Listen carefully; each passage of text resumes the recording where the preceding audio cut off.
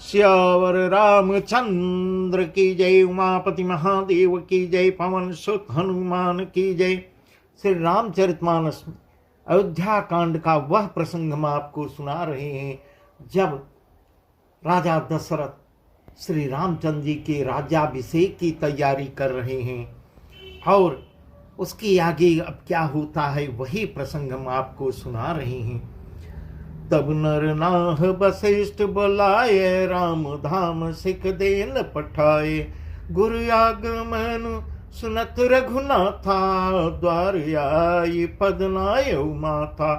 चादर अर्घ दे घर आने, सोर भांति पूजी सन्माने। गहे चरण से सहित बहुरी, बोले राम कमल कर जोरी। राजा ने वशिष्ठ जी को बुलाया और शिक्षा समयोचित उपदेश देने के लिए श्री रामचंद्र जी के महल में भेजा। वशिष्ठ जी को गुरु का आगमन सुनते ही, गुरु आगमन सुनत रघुनाथा, द्वार आई पद नायो माथा। श्री रघुनाथ जी जैसे सुनते हैं गुरु जी आ रहे हैं, गुरु जी आ रहे हैं, दरवाजे पर आकर उनके चरणों में मस्तक नवाया है। सादर अर्घ दे घर आने, सोर भांति पूजी सन्माने। गहे चरण से सहित बहुरी, बोले राम कमल कर जोरी। आदर पूर्वक अर्घ देकर उन्हें घर के अंदर ले आते हैं और घोषोपचार से पूजा करते हैं, उनका सम्मान करते हैं। फिर सीता सहित गहे चरण से सहित बहोरी, बोले राम कमल कर जोरी। सीता जी सहित उनके चरण स्पर्श करते हैं और कमल के समान दोनों हाथों को जोड़कर श्री राम जी गुरु से बोलते हैं, गुरु की आज्ञा का इंतजार करते हैं। सेवक सदन स्वामी आगमनु, सेवक सदन स्वामी आगमनु। मंगल मूलय मंगल दमनु। तदपि उचित जन बोली सप्रीति, पठई काजनाथ यस नीति। प्रभुता तज प्रभु केन सनेहु, धयउ पुनीत आजु यहु गेहु। आयसु होई सो करौ गोसाई, सेवक लहई स्वामी सेवकाई। सेवक लहई स्वामी सेवकाई। गुरु जी से दोनों हाथ जोड़कर बोलते हैं, हे गुरुवर, सेवक सदन स्वामी आगमनु, मंगल मूले मंगल दमनु। सेवक के घर स्वामी का पधारना मंगलों का मूल है और अमंगलों का नाश करने वाला है। मंगल मूल अमंगल दमनु। यदि उचित, हे नाथ, उचित तो यही था कि प्रेम पूर्वक अपने दास को वहीं आप बुलवा लेते, कार्य के लिए बुलावा भेजते। ऐसी नीति कहती है। इतने विनम्रता के साथ भगवान श्री राम जी गुरु वशिष्ठ से बोलते हैं कि आप आदेश देकर मुझे वहीं बुलवा लेते।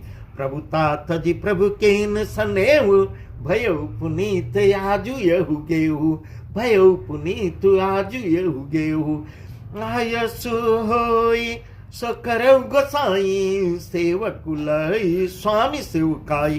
परंतु प्रभु आपने प्रभुता छोड़कर स्वयं यहाँ पधार कर जो स्नेह दिया है, जो स्नेह किया, इससे आज यह मेरा घर पवित्र हो गया है।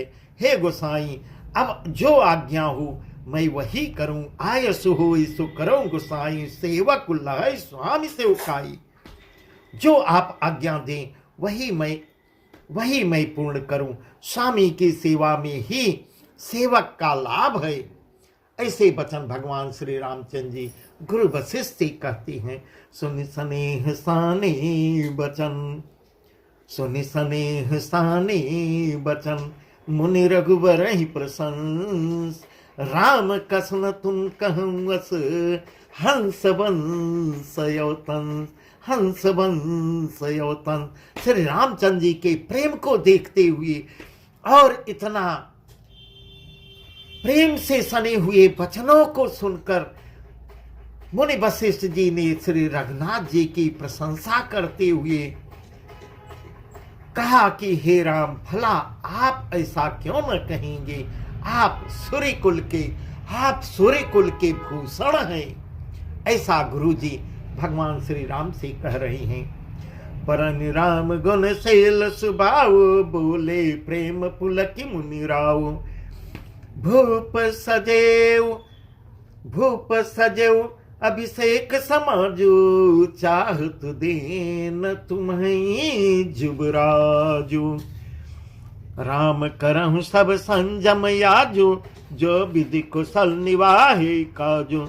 गुरु सख दे राय पहि गयो, राम हृदय अस विस्मय भयो।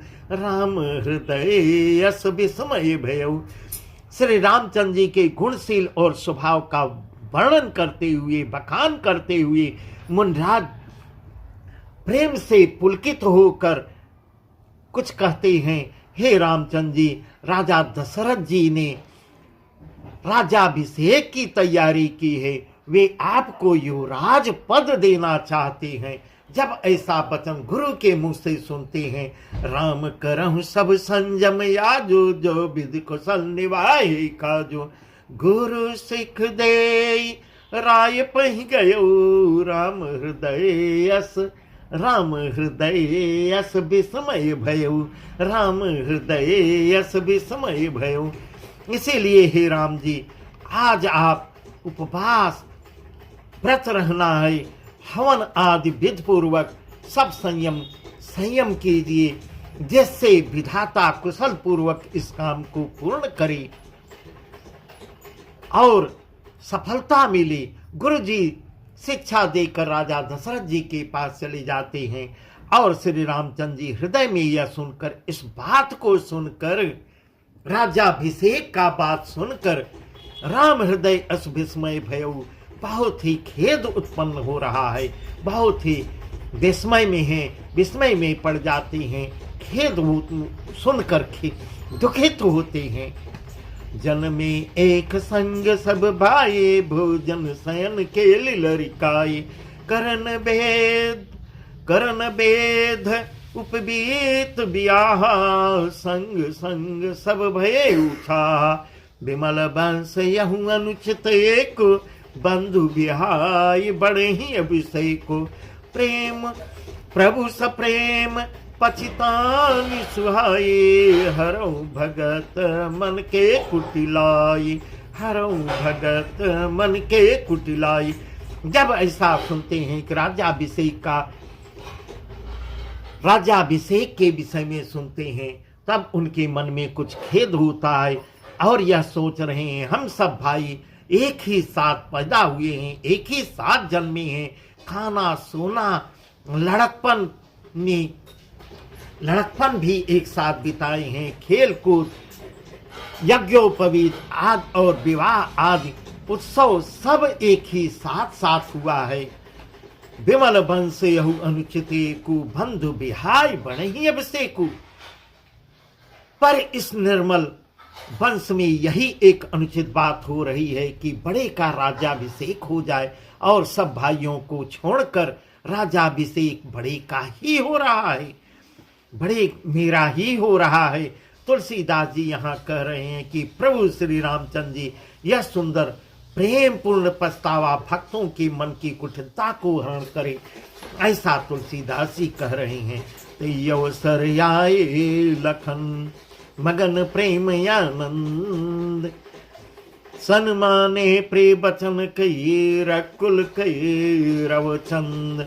उसी समय प्रेम और आनंद में मग्न लक्ष्मण जी आ जाते हैं।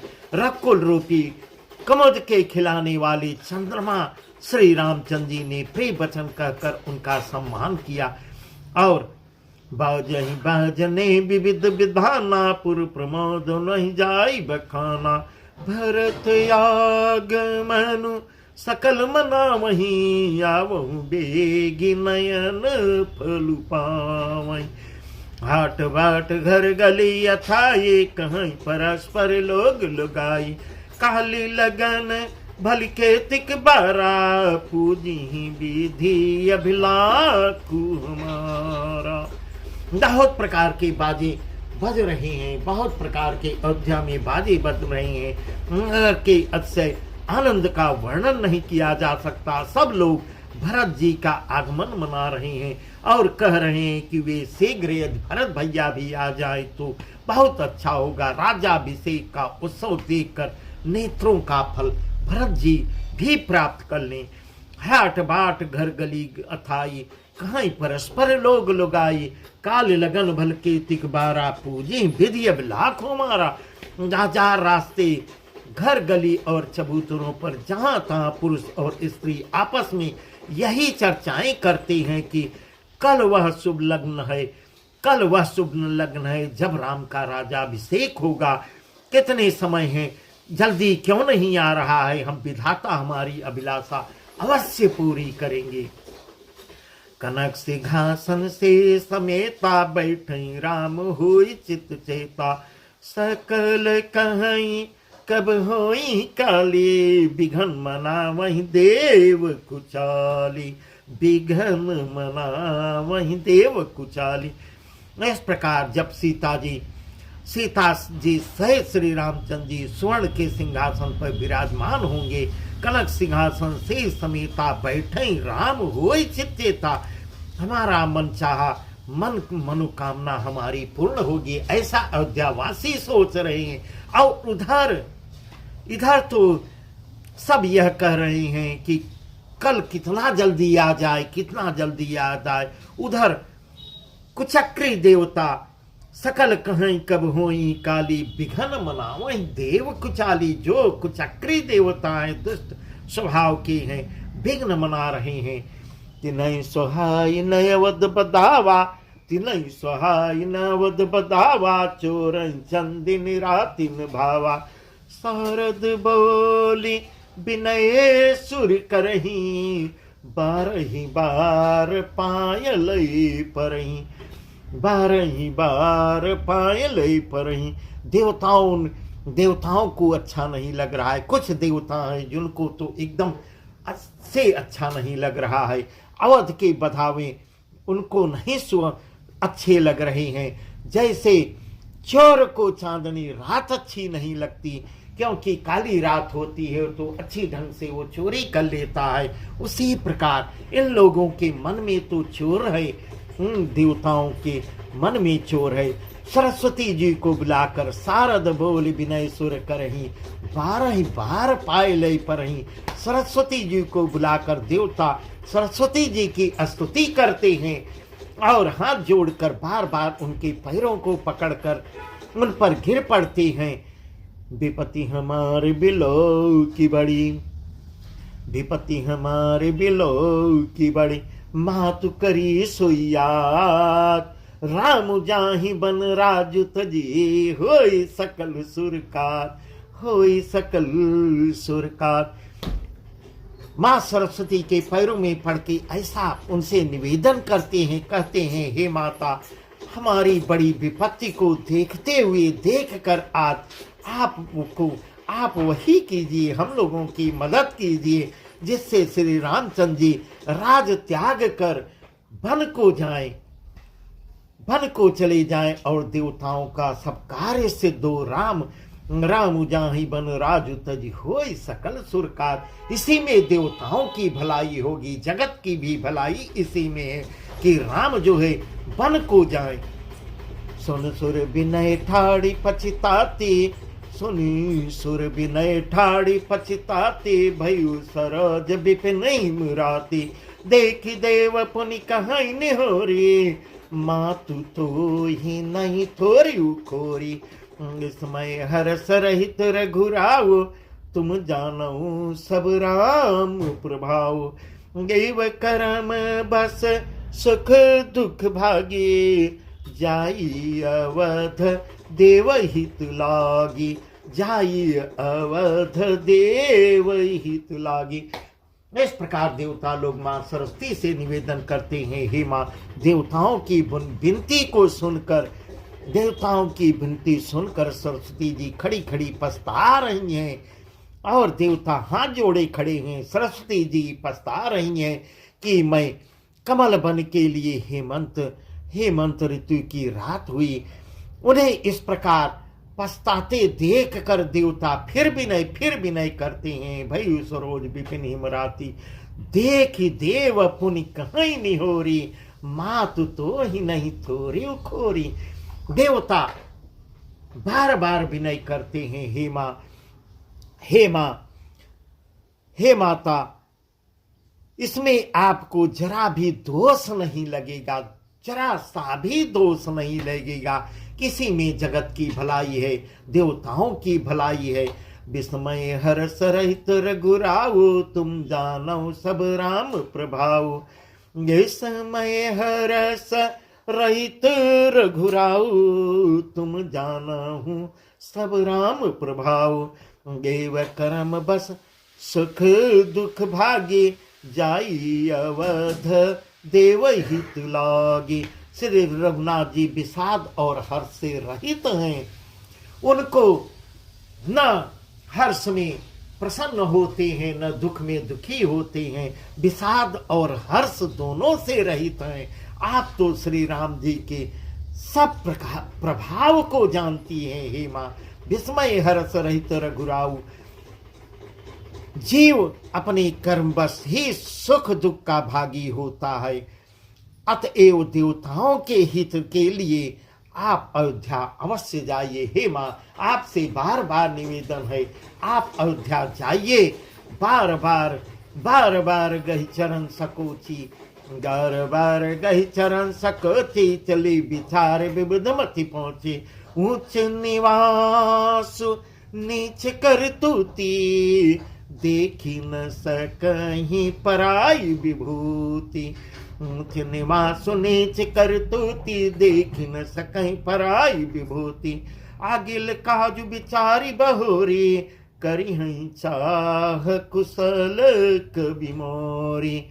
हरस हृदय दशरथ पुरी आई, जनुग्रह दशा दुसह दुखदाई। जनुग्रह दशा दुसह दुखदाई। बार बार माँ सरस्वती के चरणों में देवता लोग पढ़ते हैं। देवताओं ने सरस्वती को संकोच में डाल दिया और इतना स्तुति करते हैं, निवेदन करते हैं कि माँ सरस्वती भी सकुचा जाती हैं, संकोच में पड़ जाती हैं। तब वह यह विचार कर चलती हैं कि देवताओं की बुद्धि तो ऊंची है ही, परंतु इनका निवास ऊंचा है, पर इनकी सोच बहुत गंदी है, इनकी करनी बहुत गंदी है। ये दूसरे के ऐश्वर्य को देख के खुश नहीं होते। ऊंच निवास नीच करतूती, देख न सकहीं पराई विभूति। ऐसा माँ सरस्वती मन ही मन सोच रही है। और आगिल काजु विचारी बहोरी, करिहं चाह कुशल कवि मोरी। हरस हृदय दशरथ पुर आई, जनुग्रह दशा दुसह दुखदाई। परंतु आगे के काम का विचार करते हुए श्री रामचंद्र जी के बन जाने से राक्षसों का वध होगा, ऐसा सरस्वती भी सोच रही हैं, जिससे सारा जगत सुखी होगा, पूरी जगत का कल्याण भी इसी में है। इसलिए चतुर कवि श्री रामचंद्र जी श्री राम के वनवास के चरित्रों का वर्णन करने के लिए मेरी चाह मेरी कामना करेंगे, ऐसा माँ सरस्वती सोच रही है। ऐसा विचार कर सरस्वती जी हृदय में हर्षित होकर हर्ष हृदय दशरथपुर आई, हर्ष हृदय दशरथपुर आई। जनुग्रह दशा दुसह दुखदाई, जनुग्रह दशा दुसह दुखदाई। हृदय में हर्षित होकर सरस्वती जी दशरथ की पूरी अयोध्या में उनका प्रवेश होता है। अयोध्या में माँ सरस्वती आती हैं, अयोध्या में आती हैं मानो दुसह दुख देने वाली कोई ग्रह दशा आ गई हो ऐसी। नाम मंथरा मंदमती, नाम मंथरा मंदमती। चेरी कई कई के अजस पटारी ताही करी, गई मीरा गई गिरा मति फेर, गई गिरा मति फेर। मंथरा नाम की कैकेयी की एक दासी है, मंथरा जिसका नाम है, मंद बुद्धि दासी थी। उसे अपजस की पिटारी बनाकर उसी के बुद्धि में निवास करती हैं सरस्वती। पिटारी बनाकर सरस्वती जी उसकी बुद्धि को फेर देती हैं और उसी की बुद्धि में आके बैठ जाती हैं। बस आज का प्रसंग यहीं तक, आगे का प्रसंग तो और ही सुंदर है।